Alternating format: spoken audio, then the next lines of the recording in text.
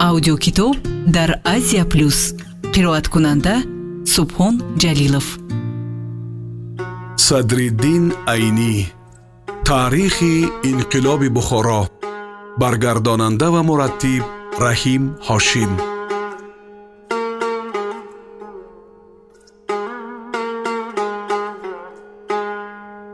таъсири инқилоби соли 1905 Русия ба Бухоро. дар солҳое ки аҳвол дар Бухоро ба тарзи дар боло зикр шуда мегузашт, ҷанги Русу Япон сар шуд.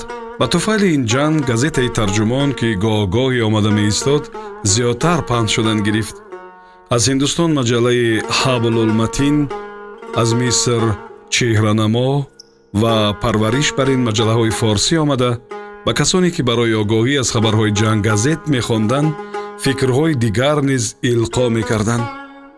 дар натиҷаи ҷанг инқилоби соли 1905 сар шуда, мусалмонони Русияро, ки омода шуда буданд, якбора ба шӯр овард.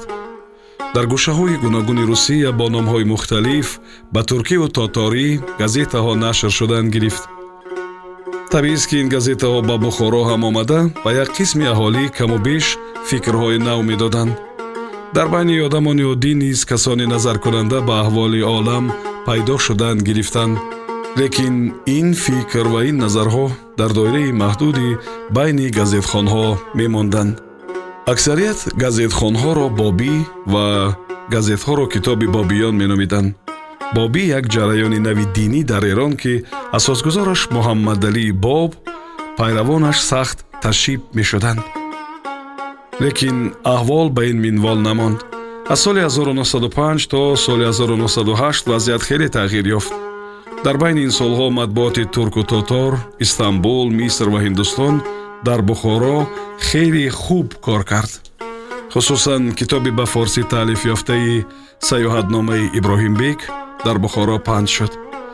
Саёҳатномаи Иброҳимбек романи ҳаҷвӣ асари Зайнулобуддини Мароғаӣ, ки дар он бетартибиҳои сохти иҷтимоӣ ва тарзи идораи давлатии Эрон дар охири асри 20 тасвир ёфтааст. ин китоб доир ба аҳволи Эрон навишта шуда бошад ҳам, ҷойҳои танқидияш айнан дар Бухоро низ буданд. бинобар ин мутолиаи ин китоб низ ба дигаргунии фикрии баъзе касон сабаб гардид. 5-6 нафар бо номи тараққипарвар ва ислоҳияхоҳ ба воя расиданд.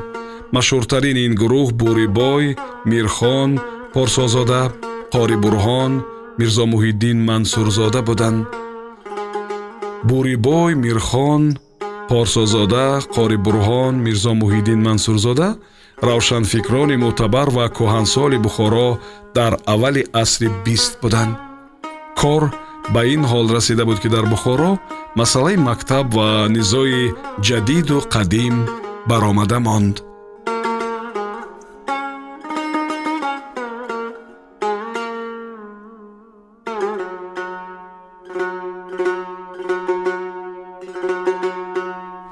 сомиёни азиз, шумо пораеро аз китоби таърихи инқилоби Бухорои устод Садриддин Айнӣ шунидед. идома дар гуфтори дигар садо медиҳад. аудиокитоб дар Азия Плюс. қироаткунанда Субҳон Ҷалилов.